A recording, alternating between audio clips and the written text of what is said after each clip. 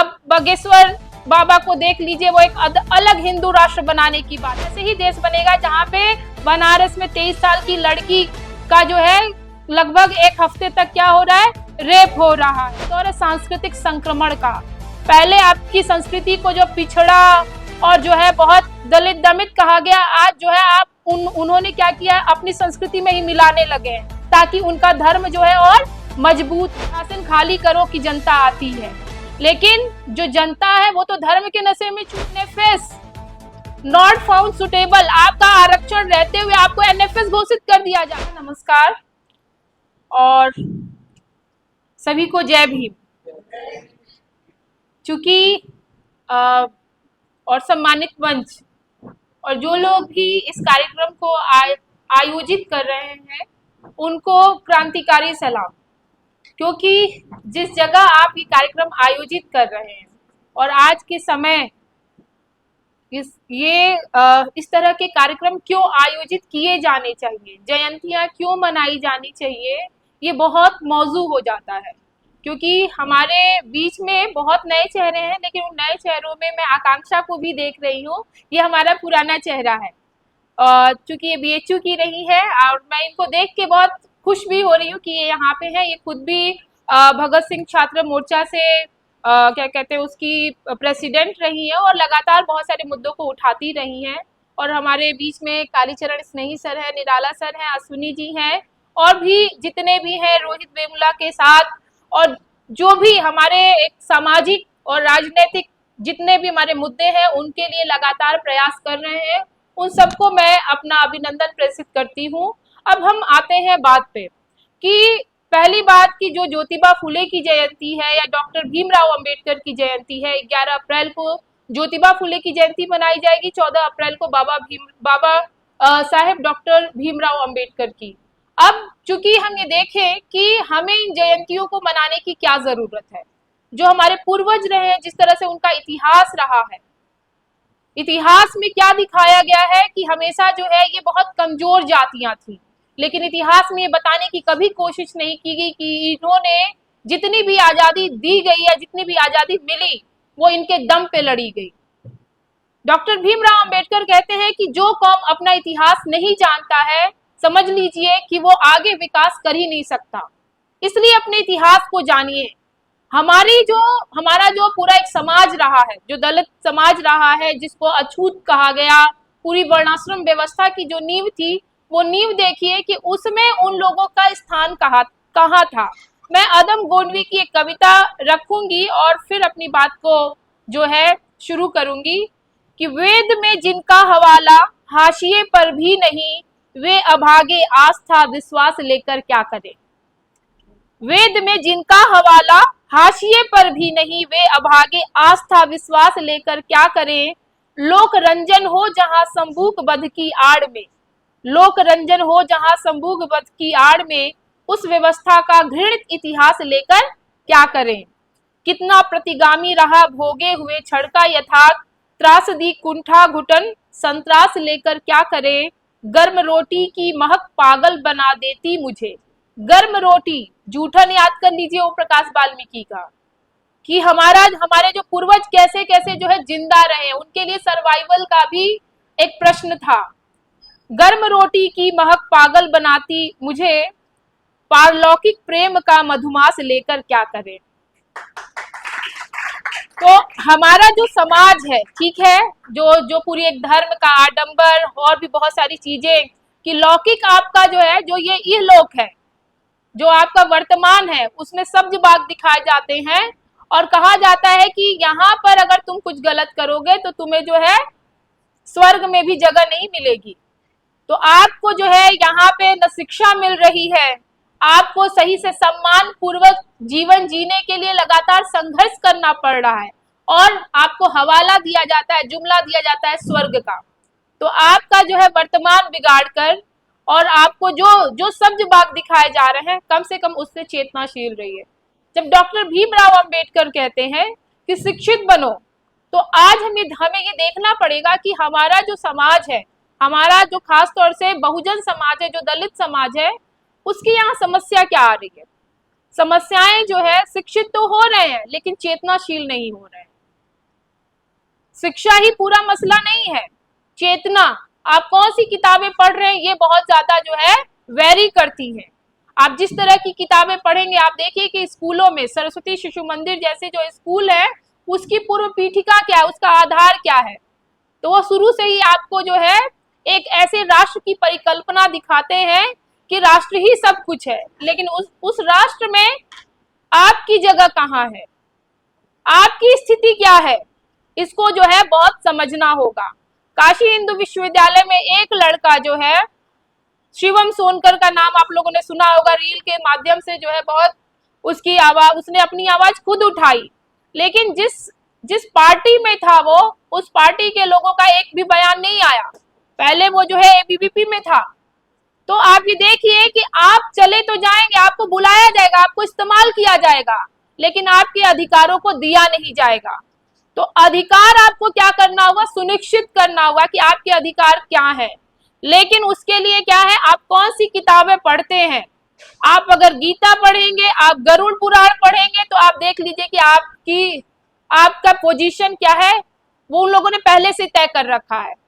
कि मनुस्मृति पढ़ेंगे तो क्या है कि उसमें जो शूद्रों को, स्त्रियों को जो है खौलता शीशा, अगर वो मंत्रोच्चारण करते हैं तो उनकी जीवा खींच ली जानी चाहिए।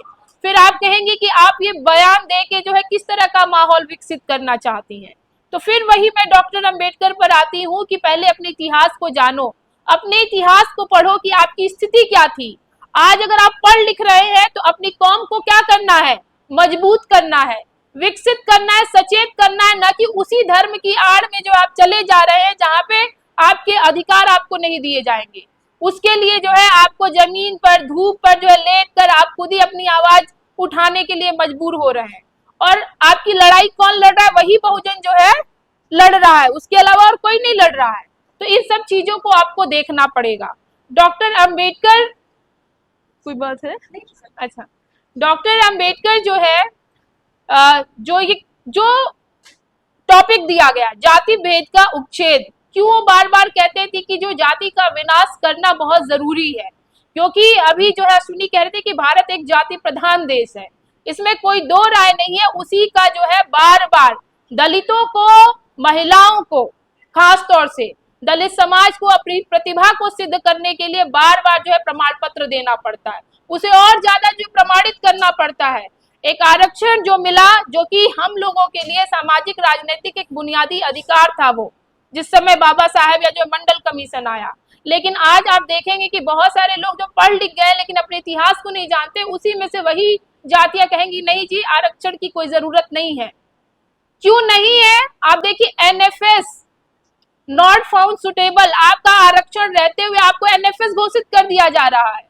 और जब आरक्षण नहीं रहेगा तब आप सोचिए कि आप क्या करेंगे। जो बच्चा काशी हिंदू विश्वविद्यालय में प्रवेश परीक्षा देकर आ रहा है, जो बच्चा जो है जेएनयू जैसी संस्था से पढ़ के आ रहा है और फिर वो असिस्टेंट प्रोफेसर या नौकरियों में जा रहा है, तो उसको जो एनएफएस घोषित कर दिया जा रहा है। इसका मतलब ये है कि या तो वो जो संस्थान है जहां पे जो पढ़ाया जा रहा है या तो वो खोखला है, या तो फिर जो टीम बैठी है वो पूरी उसी ब्राह्मणिकल माइंडसेट से ग्रसित है। तो उस मानसिकता पे हमला करना होगा, जिसको जो डॉक्टर भीमराव अंबेडकर भी कहते थे कि ब्राह्मणवाद हमारा सबसे बड़ा शत्रु है। वो दो शत्रु मानते थे, एक पूंजीवाद और ब्राह्मणवाद। तो जाति भेद के उच्छेद में वो कहते हैं कि जो जात पात तोड़क मंडल, लाहौर का जो जात पात तोड़क मंडल था 1936 में, जो संत राम ये कहते हैं कि नहीं इनको अध्यक्ष बनाया जाना था। वो पूरी जो आप जो उनका फर्स्ट वॉल्यूम है आप पढ़िए, तो उसमें बहुत हैरत अंगेज कर देने वाली जो है बात होगी, मतलब लिखी है, बाबा साहेब अम्बेडकर ने भी लिखा है कि किस तरह से जो वो पूरी एक कॉमा भी वो लिखते हैं, मैं उसको जो यहाँ पे जिक्र करना चाहूंगी। वो दूसरे संस्करण की भूमिका में खुद लिखते हैं कि मैं अपने को संतुष्ट समझूंगा अगर मैं हिंदुओं को यह एहसास करा सका कि वे भारत के बीमार लोग हैं और उनकी बीमारी अन्य भारतीयों के स्वास्थ्य और खुशी के लिए खतरा बन सकती है। 1937 में उन्होंने उस भूमिका में, उन्होंने दूसरे संस्करण की भूमिका में लिखा है।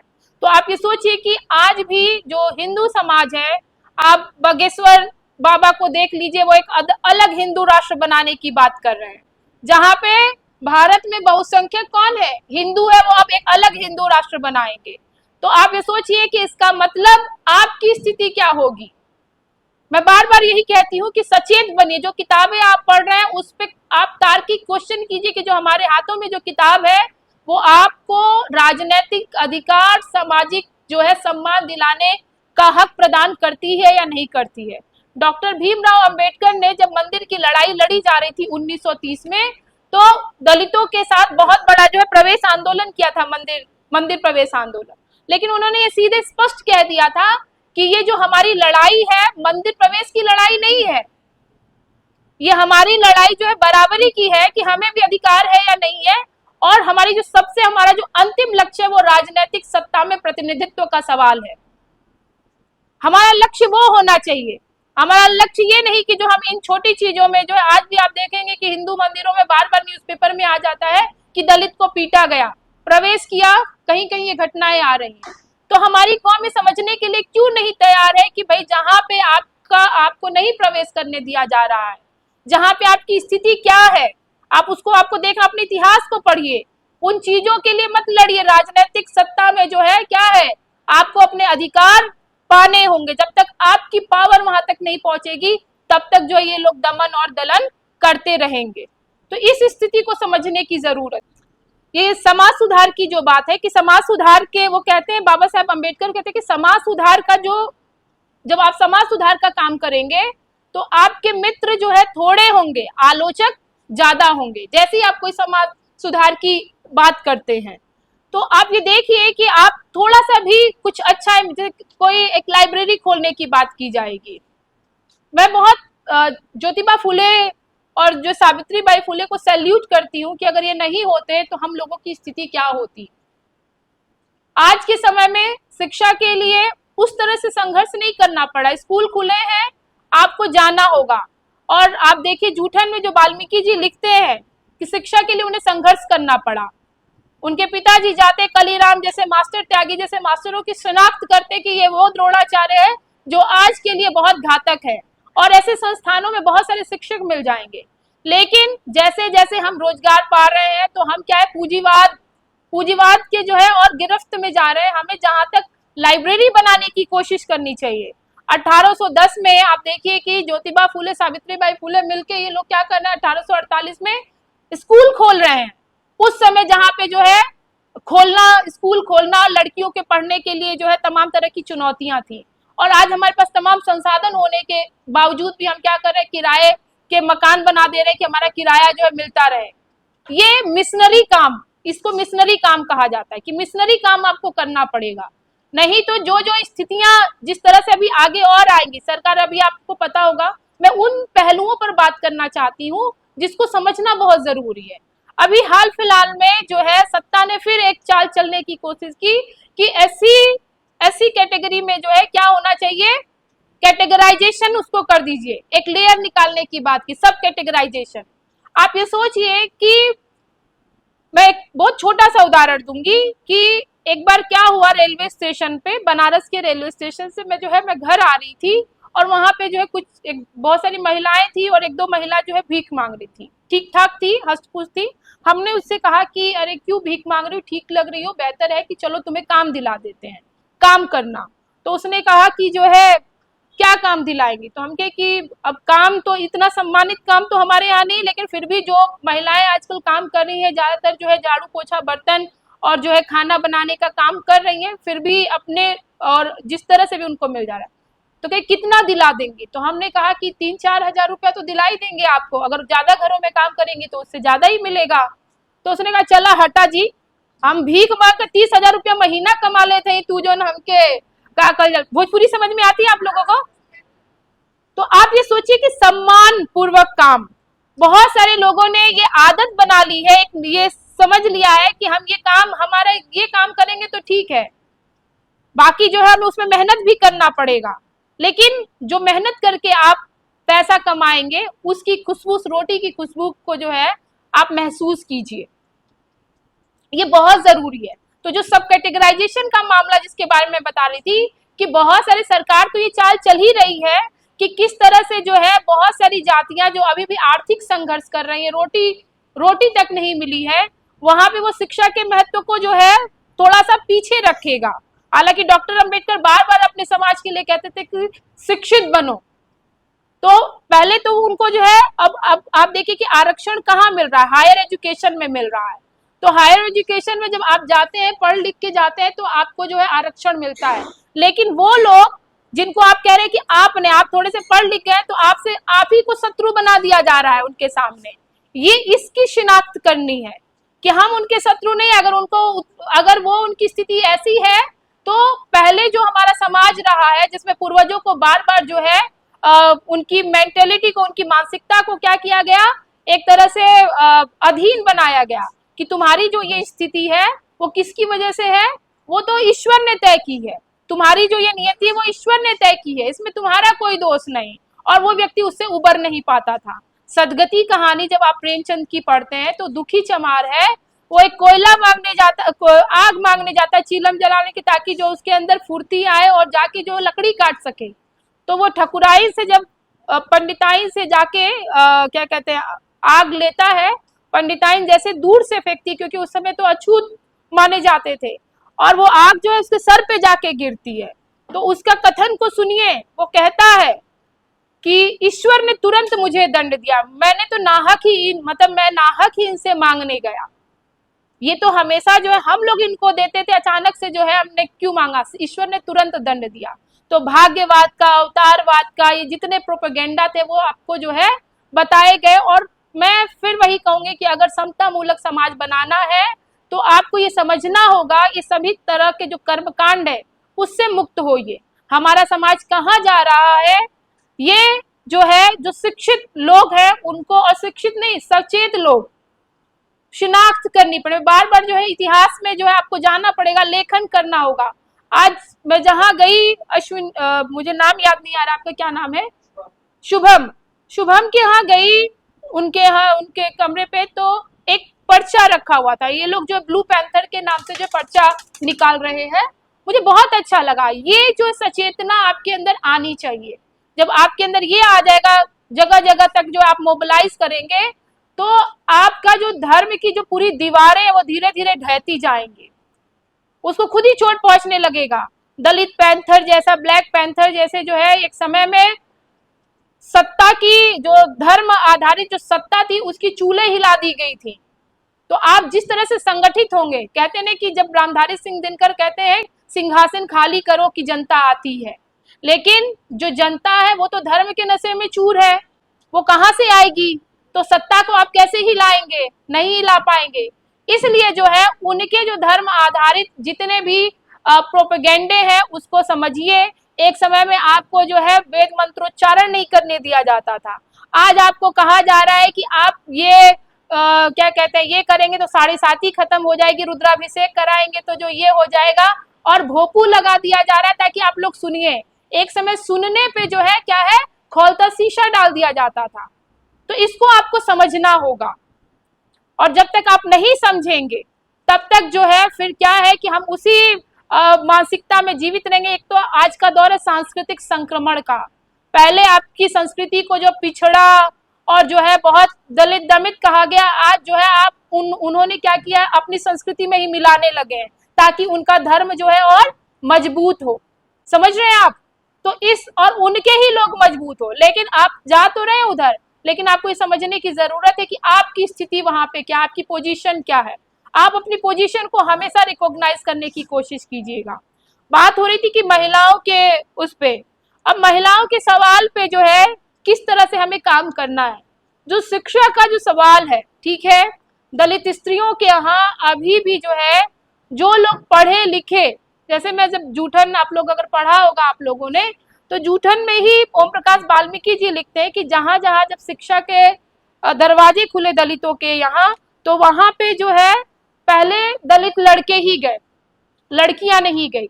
मैं वो हवाला जो है आपको, मैं सोच रही हूँ कि उस लेके आई हूँ तो थोड़ा सा उस पर बात कर ही लूं। और इसको आप चाहे जो दलित पैट्रियार्की की बात कर रहे थे, तो उसको समझने की जरूरत है कि पहले सांस्कृतिक संक्रमण, दलित समाज ऐसा नहीं था। दलित समाज के यहाँ तो जो है रोजी रोटी ही नहीं थी। जूठन आप जब पढ़िए तो माँ भी जा रही है कमाने के, मतलब जूठन उठाने के लिए।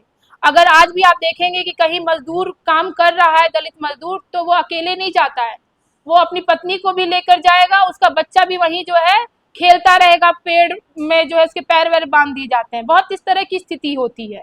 तो लेकिन जो है आप सोचिए कि जो एक ब्राह्मणवादी मानसिकता थी, पैट्रियार्कल जो मानसिकता, जो पितृसत्तात्मक व्यवस्था थी, वो ऊपर से आ रही है।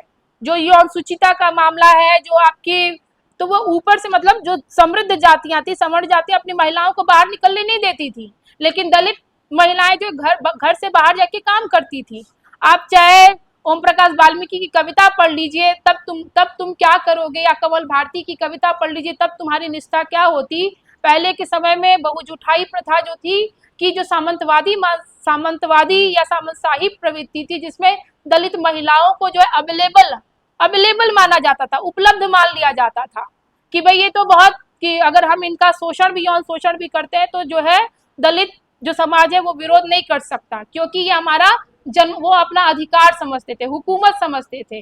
और आज भी जो है, आप गांव में भी एक मूवी भी आई थी महाराज करके, चरणदासी प्रथा पे, कि चरण सेवक जो एक समाज रहा है, उनको वो सेवा देनी पड़ती थी। उसमें क्या है, तो हमेशा ईश्वर का डर दिखाया गया, धर्म का डर दिखाया गया है, तो ईश्वर ही क्यों नहीं प्रकट हो जा रहा है, क्यों जो है आप उसके नाम पे रोटियां सेक रहे हैं। तो ये सब चीजों की शिनाख्त करनी है।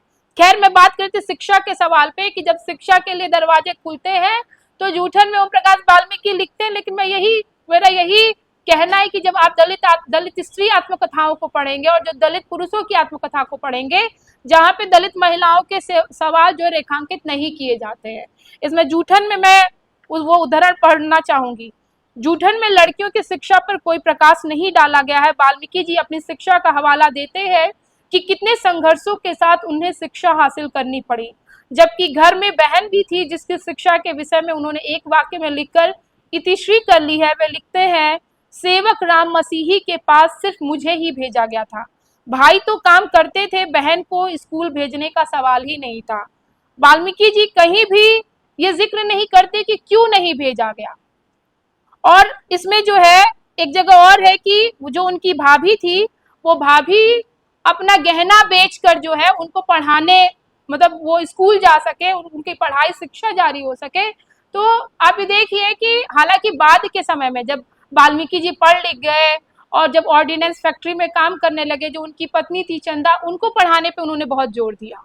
ये चीज है, जैसे सचेतना आई, क्योंकि हमारा समाज भी तो उसी, समाज तो कहीं अलग से बिठाया नहीं गया है, उन्हीं सारी मानसिकताओं में। जैसे आज के बच्चे जो पढ़ लिख रहे हैं, जिनके अंदर चेतना आ जा रही है, जब वो घर जाते हैं तो घर वाले उससे कहते हैं कि तुम लोग बहुत बदल गए हो, तुम लोग पगला गए हो, तुम लोग जो है, वो पगलाना नहीं, वो परिवर्तन है।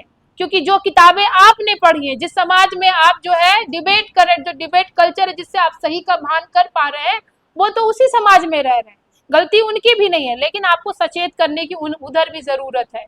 तो जो शिक्षा का सवाल है, वहां पे जो है इस तरह के आप जितने भी दलित पुरुषों की आत्मकथा को पढ़ेंगे, वो ये सवाल जो है नगण्य रहेगा कि स्त्री भी शिक्षित हो। जब दलित स्त्रियों की आत्म, सुशीला टागभोरे, आप देखिए उनके माता पिता, उनकी नानी आजी जो है उनको पढ़ाने का संघर्ष कर रही है, सभी भाई बहन पढ़ रहे हैं, या अनिता भारती जैसे लोग, या रजनी तिलक हो गई, रजत रानी मीनू हो गई, ये सारे लोग जो पढ़ने के लिए, शिक्षा के लिए, और सारे प्रतिभाशील लड़कियां हैं। आप देखिए कि आज ये इन नामों का आप ये नहीं सोच सकते कि क्योंकि इन्होंने अंतर्राष्ट्रीय स्तर पे अपनी एक पहचान बनाई है। तो अपनी लड़ाई जो है, एक जो पितृसत्ता का सवाल है दलित समाज में, कि आप देखिए कि जिस तरह से सवर्ण पितृसत्ता है, वही जो है घरों में भी क्या है, दलितों के घरों में उस तरह की चीजें आई हैं। जबकि मैं बार बार, ज्योतिबा फूले हमारे सामने है, ज्योतिबा फूले से जो है हमेशा आप प्रेरणा लीजिए कि एक ऐसा व्यक्ति जिसने अपनी पत्नी को शिक्षित किया, उसने सबसे पहले किसको शिक्षित किया, अपनी पत्नी को, और पत्नी के साथ उन्होंने 10 स्कूल खोले। आज दलित समाज को भी यही सबक लेने की जरूरत है। जब आप अपनी पत्नियों का साथ देते हैं या अपने जीवन साथी का साथ देते हैं, तो महिलाएं समाज को बदल कर, मतलब पूरे विश्व में आप देखिए कि किस तरह से क्रांति करती हैं। और आज उन्हीं की देन है कि हम लोग यहाँ पर बैठ के बातचीत कर पा रहे हैं, या जो है हम आपके सामने खड़े होकर उनके विचारों को भी जो है प्रश्रय दे रहे हैं। दूसरी चीज, एक चीज और बताऊंगी कि जो जयंतियां मनाने का, हम जो बहुजनों में जो जयंतियां मनाने का एक कॉन्सेप्ट आया, नहीं तो पहले क्या था कि जिस तरह से जो रामचरितमानस या जो सुंदरकांड ये सब चीजें हैं, ये बहुत धड़ल्ले स्तर पर चल रहे थे, और अभी भी यही हो रहा है। उनका धर्म जो है उनको अभी इतना खतरे में महसूस हो रहा है कि हिंदू धर्म की एक अलग क्या कहते हैं, हिंदू राष्ट्र बनाने की परिकल्पना उनको करनी पड़ रही है। इसलिए जितना आप अपनी क्रांति की अलख जगाएंगे, शिक्षित बनो, संगठित हो। हमारे समाज में संगठन का अभाव भी है, इसको भी देखने की जरूरत है कि क्यों हम असंगठित हो रहे हैं। जैसे ही उन्हें लगता है कि अरे पढ़ लिख के आगे आ रहे हैं, तो हमारी क्रीम मतलब समझ रहे हैं, जो प्रतिभावान बच्चे हैं या प्रतिभावान लोग होते हैं, उनको अपने अंडर में खींच लेते हैं। जैसे उन्होंने बाबा साहेब अम्बेडकर के साथ किया। पूरा दौर साहित्य में हो चाहे राष्ट्र फलक मतलब राजनीति में हो, पूरा एक युग राजनीति में क्या है, गांधी युग के नाम से चला। अम्बेडकर युग का नाम क्यों नहीं आया, इस पे भी सोचने की जरूरत है। जबकि लड़ाई जो है आसपास, आप देखिए आंदोलन आसपास है। 1917 से जो है गांधी का आंदोलन चल रहा है, और 1920 के आसपास जो है बाबा साहेब भी अपना आंदोलन शुरू कर चुके थे।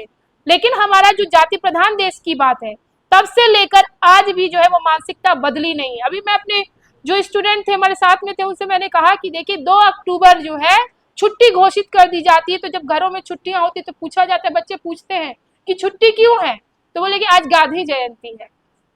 तो पता चल जाती कि हाँ भी गांधी भी कोई थे। 14 अप्रैल को कभी छुट्टी की नहीं गई। छुट्टियों के नाम से भी जो है आपको ये पता चलता है कि भाई ये नायक कौन है। अगर जिज्ञासा होगी बच्चों के अंदर तो पढ़ेगा, उसको जानेगा। तो ये बहुत जरूरी है। एक तो छुट्टी हुई, दूसरी चीज है कि उसको ज्यादा से ज्यादा पढ़िए। पूजा पाठ मत कीजिए, छुट्टी है तो आपको क्या करना है, उनकी किताबों को पढ़ना होगा। जाति भेद का उच्छेद जैसी जो किताबें हैं उसको आप पढ़िए। जितना पढ़ेंगे उतने जो है उनकी क्रांति, उनके जो सामाजिक आंदोलनों के बारे में जो है आप जान पाएंगे। तभी जो है एक पे बैक टू सोसाइटी, अपनी सोसाइटी के लिए क्या क्या करना है, जैसे डॉक्टर भीमराव अंबेडकर ने किया। उन्होंने कभी सिद्धांतों से समझौता नहीं किया। वो खुद लिखते भी हैं कि मैं जो है, मेरे लिए सिद्धांत बहुत महत्वपूर्ण है। जब जात पात तोड़क मंडल के अध्यक्ष बनने की जब बात हुई थी, तो वो संत राम बीए, और उन्होंने कहा कि आप अपने भाषणों में क्या कुछ तब्दीली लाइए, क्योंकि तब्दीली लाने के लिए बात की गई थी कि आपका भाषण जो है वो बहुत लंबा हो गया है, और लंबा होने का भी कुछ कारण नहीं था। वो कहते हैं, मतलब डॉक्टर अंबेडकर कहते हैं कि आपने जो प्रश्नावली भेजी थी उसके मैंने उत्तर दिए हैं, और मैंने पहले ये कह चुका हूं मैं कि मेरे भाषण लंबे हो जाएंगे, क्योंकि आपके उत्तर, आपके प्रश्नों का मैंने इसमें जवाब दिया है। दूसरी चीज, जो उनका नाम मुझे भी याद नहीं आ रहा, लेकिन मैं उल्लेख करती हूँ यहाँ पे, गंगाराम नाम है उनका, जिसमें वो कहते हैं कि आप ब्राह्मणवाद को जो है क्रिटिसाइज करें उतना तो ठीक है, उतना जो है आपके भाषण में ये चीज हमको समझ में आती है और आप कीजिए भी। लेकिन आप ये कह रहे हैं कि हिंदू धर्म को ही समूल रूप से उखाड़ फेंकने की जरूरत है, इसको मैं पचा नहीं पा रहा हूँ। इसलिए जो है उन लोगों ने पूरी साजिश रची, और वो जो सम्मेलन होने वाला था उस सम्मेलन को ही उन लोगों ने रद्द कर दिया। तो आप ये देखिए कि, और वो कहते भी है कि भाई मुझे नहीं जरूरत थी, मुझे कोई इसकी मनसा भी नहीं है, लालसा भी नहीं कि आप मुझे अध्यक्ष बनाएं। आपने मुझे जाना, आप लाहौर से बंबई दौड़े चले आए कि जो है इस व्यक्ति के अंदर योग्यता है, और ये जो है क्या है, पूरे जात पात तोड़क, मतलब जो समाज बनाना है उसमें जातियों को क्या करना है, खत्म करना है, ताकि जो है समाज एक समता मूलक जो है एक समाज बन सके, दुनिया में इस तरह की स्थापना की जा सके। तो ये स्थितियां थी। मैं बार बार यही कहूंगी कि जब आप पढ़ेंगे, लिखेंगे, ब्रिलियंट बनेंगे, अपनी प्रतिभा से लोगों को जो है क्या कर देंगे, चकित करेंगे, तो व्यक्ति आपके पास दौड़ कर आएगा।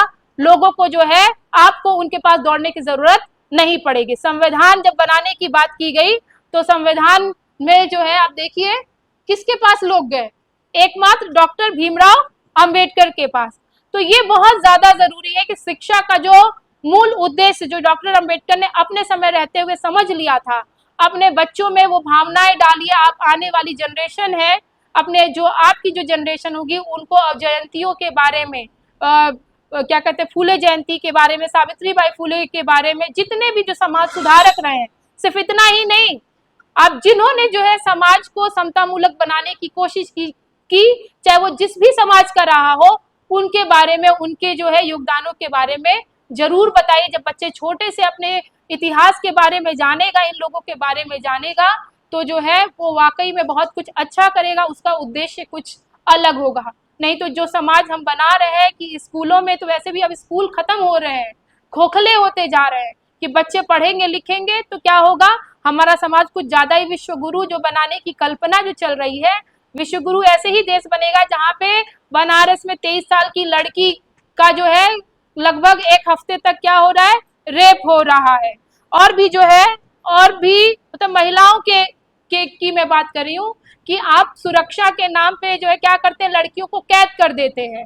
सुरक्षा में क्या करना है आपको, जो है सबसे ज्यादा लड़कियों के लिए जो है सुरक्षा का एक माहौल विकसित करना है। यहाँ पे जितनी भी लड़कियां बैठी हैं या लड़के भी, मैं हमेशा कहूंगी सुल्ताना का सपना जरूर पढ़िए। सुल्ताना का सपना में जो है बेगम रुकैया जो है शेखावत वो लिखती है कि जितने भी उपद्रवी लोग हैं, जैसे लड़के अगर इस तरह का अंजाम दे रहे हैं, ये सब काम कर रहे हैं, तो वो जो घरों से बाहर खुले में घूम रहे हैं, और लड़कियां जो है जो वाकई में दुनिया को सुंदर बनाने का काम करती है, उनको घरों में कैद किया गया है। तो रुकैया जो है वो लिखती है कि इन लड़कों को जो है, जो इस तरह के उपद्रवी लोग हैं, उनको जो है घर में कैद करो और जो है बाहर हम दुनिया को सुंदर बनाने का काम करेंगे। तो मैं इतना ही रहने दे रही हूँ क्योंकि समय का अभाव भी है, चिट मिल चुकी है। ओवरऑल यही कहना चाहती हूँ कि जैसा भी समाज रहा है, अब हमें इतिहास तो पढ़ना ही है, पढ़ना भी चाहिए, लेकिन हम समाज को कैसे जो है समता मूलक बना सकें। विषमता जो है, जो गैर बराबरी है, जिसकी वजह से कुछ लोगों को अधिकार विहीन कर दिया जाता है, वो व्यवस्था हम खत्म करें ताकि दुनिया को, समाज को सुंदर बनाए, सबको सबका हक मिले। और जाति जब तक खत्म नहीं होगी, ये सबसे पहला है कि आज हम क्या है, लिबास के रूप में, जितने भी प्रगतिशील लोग हैं वो क्या है, लिबास के रूप में उन्होंने एक प्रगतिशील चोला तो पहन लिया है, लेकिन अंदर से जो है वो वही रहते हैं। तो इन सब चीजों को भी समझने की जरूरत है। अंत में जो है मैं फैज अहमद फैज की जो है एक पंक्तियों से इसको खत्म करूंगी कि निजाते दीदा ओ दिल की घड़ी नहीं आई, निजाते दीदा ओ दिल की घड़ी नहीं आई, चले चलो कि वो मंजिल अभी नहीं आई, चले चलो कि वो मंजिल अभी नहीं आई।